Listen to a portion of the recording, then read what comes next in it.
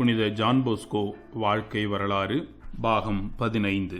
Dominic Savio 1854 ஆண்டு April திங்களில் ஒரு ஞாயிற்றுக்கிழமையன்று ton Bosco தேவாலயத்தில் தமது சிறுவர்களுக்கு மறைக்கல்வி கற்பித்துக் கொண்டிருந்தார். அவர் திருச்சபை சரித்திரத்தை பற்றி போதிக்கும் பொழுது கிளமெண்ட் என்னும் பாப்பரசர் வேத விரோதியாகிய திரையானோ என்னும் சக்கரவர்த்தியால் எப்படி அநியாயமாய் ரோமாபுரியை விட்டு துரத்தப்பட்டார் என்பதை விவரித்துக் கொண்டிருந்தார். அந்நேரத்தில் ஒரு பிரபு கோவிலின் உள்ளே நுழைந்து அங்குள்ள ஒரு நாற்காலியில் உட்கார்ந்து கொண்டு டொன் போஸ்கோ சொல்லும் கருத்துக்களை கவனமாக கேட்டுக்கொண்டிருந்தார்.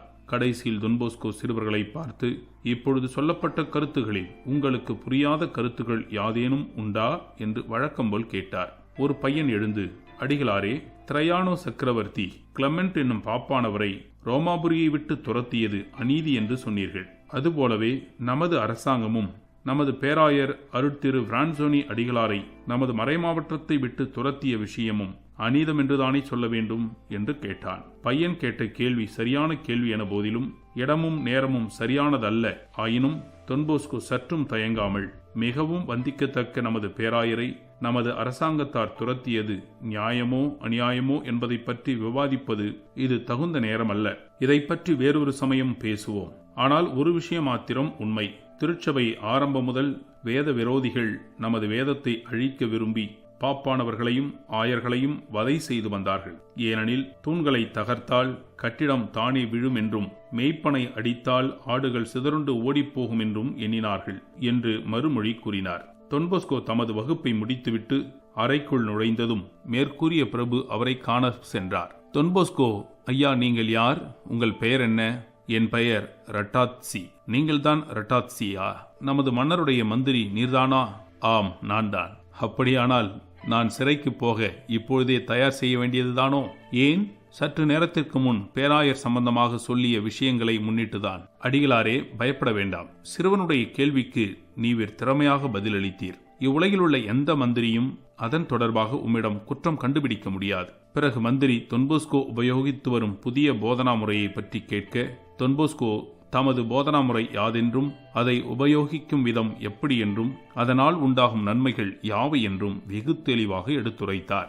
மந்திரி யாவற்றையும் வெகு கவனத்துடன் கேட்டபின், இனிமேல் அரசு கல்வித்துறையிலும் இப்புதிய முறையைத்தான் உபயோகிக்க தீர்மானித்திருப்பதாகவும் சொல்லி போனார். அன்று முதல் ரட்டாத்சி டொன் போஸ்கோவின் உற்ற நண்பராகி அநேக தடவைகளில் அவருடைய சிறுவர்களுக்கு உதவி செய்து வந்தார். டொன் போஸ்கோவின் மடத்தில் அலுவல்கள் அனைத்தும் தாமே நடத்தி வருவது கடினமாயிருந்தது. இறைவன் அவருக்கு உதவியாக மறைதிரு அலசொனாத்தி அடிகளாரை அளிக்க சித்தமானார். ஒரு நாள் டொன் போஸ்கோ அவருக்கு எழுதிய கடிதமாவது, நீங்கள் இவ்விடம் வந்து எனக்கு உதவி செய்யக்கூடுமானால் வெகு நலமாயிருக்கும். உமக்கு இவ்விடம் அதிக வேலையும் சிறிது ஓய்வுந்தான் இருக்கும். துன்பங்கள் அதிகமாகவும் இன்பங்கள் குறைவாகவும் இருக்கும். ஏழ்மையும் தியாகமும் உம்முடைய சொத்தாகவும் வாழ்க்கையாகவும் இருக்க வேண்டும். இவை யாவற்றிற்கும் கைமாறாக உமக்கு இவ்வுலகில் உண்ண உணவும் உடுத்த உடையும் மறு உலகில் ஆண்டவருடைய பேராலே ஒரு மேலான கிரீடமும் வாக்களிக்கிறேன். இக்கடிதத்தை படித்த மறைதிரு அலசொனாத்தி அடிகளார் இறைவனுடைய விருப்பத்தை அறிய சுவரில் மாட்டப்பட்டிருந்த பாடுபட்ட சுருவத்தை சற்றே உற்று நோக்கிய பின் டொன் போஸ்கோவுடன் சேர்ந்து உழைப்பதென தீர்மானித்தார். ஆதலால் ஆகஸ்ட் மாதம் 14ஆம் தேதி தமது ஜப புத்தகத்தை மட்டும் கையில் எடுத்துக்கொண்டு இளைஞர் மன்றத்திற்கு வந்து சேர்ந்தார். அந்நாட்களில் தூரின் பட்டணத்தில் வாந்தி பேதி கண்டு 2 வாரங்களில் அநேகர் இறந்தனர். இக்கொடிய வியாதியை பற்றி டொன் போஸ்கோ 3 மாதங்களுக்கு முன்னதாகவே தீர்க்க தரிசனமாக அறிவித்தார். அவர் தமது சிறுவர்களை பார்த்து கூறியதாவது, சிறுவர்களே, நீங்கள் யாதொன்றுக்கும் பயப்பட வேண்டாம். நான் சொல்லுகிறபடி செய்தால் விஷபேதியால் உங்களுக்கு யாதொரு கெடுதியும் வராது. நீங்கள் மனத்தாலும் உடலாலும் தூய்மை உடையவர்களாய் இருக்க வேண்டும். நான் மந்திரித்து கொடுக்கும் சுருவத்தை உங்கள் கழுத்தில் அணிந்து கொள்ள வேண்டும். புனித ஞானப்பிரகாசியை மகிமைப்படுத்த தினம் ஒரு முறை கர்த்தர் கற்பித்த ஜெபம், மங்கள வார்த்தை ஜெபம், தமத்திருத்துவ தோத்திரம் சொல்லி சகல திண்மையினின்று ஆண்டவரே எங்களை காப்பாற்றும் என்னும் ஜெபத்தையும் சொல்லி வாருங்கள். வாந்தி பேதி பரவ ஆரம்பித்ததும் பட்டணம் எங்கும் பொது ஜெபங்கள் நடந்தேறின. அப்படியிருந்தும் ஒரு நாளைக்கு சுமார் 50 அல்லது 60 பேர் இறந்தனர். முக்கியமாக டொன் போஸ்கோவின் மடத்துக்கு அருகிலுள்ள பல குடும்பங்கள் அதற்கு இரையாயின. தமது அனாதை சிறுவர்களை காப்பாற்றும்படி இறைவனிடம் டொன் போஸ்கோ உருக்கமாக வேண்டினார். ஒரு நாள் தமது சிறுவர்களை அழைத்து கூறினார், என் பிரிய மக்களே, பயப்படாதீர்கள். அளவுடன் உண்ணுங்கள், மன வலிமையுடன் மகிழ்ச்சியுடன் இருங்கள். தேவதாயின் மட்டில் நமது முழு நம்பிக்கையை வைப்போம். ஒப்புரவு அருட்சாதனம் பெற்று நன்மையை உட்கொண்டு பாவத்தை முற்றிலும் அகற்றி நடப்பதாக வாக்களியுங்கள். உங்களில் ஒருவனும் அக்கொடிய நோயால் மடிய மாட்டான். அதன்படியே சிறுவர்கள் யாவரும் சமணசுகளைப் போல வாழத் தொடங்கினார்கள்.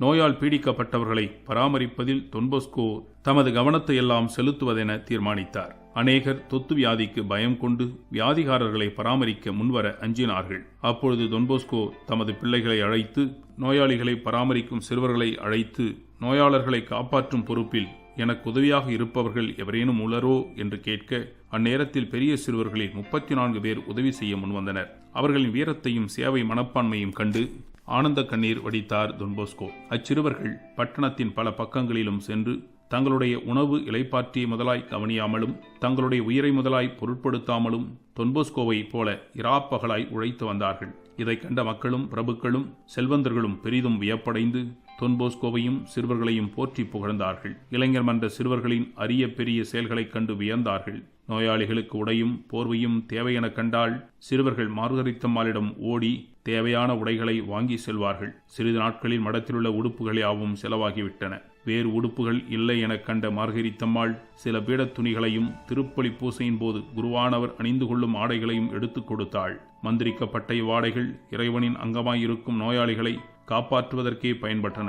மார்கரித்தம்மாளின் பிறரன்பை இதனால் அறியலாம். கடைசியில் இறையருளால் வாந்தி பேதி நின்றுவிட்டது.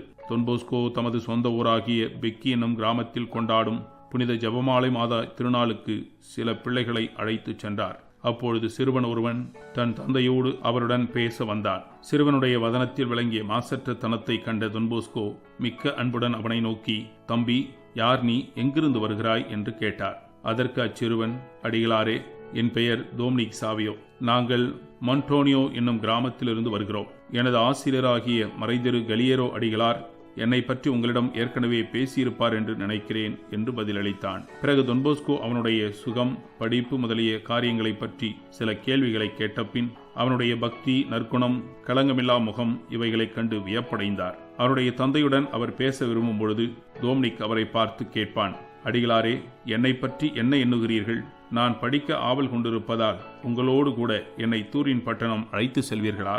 உன்னை பற்றி நான் என்ன கருதுகிறேன் என்று கேட்கிறாயா? நீ ஒரு நல்ல துணி என்று நினைக்கிறேன். இந்த துணி எதற்கு உதவக்கூடும்? இதை கொண்டு ஒரு அழகிய உடுப்பு தைத்து ஆண்டவருக்கு ஒப்பு கொடுக்கலாமே.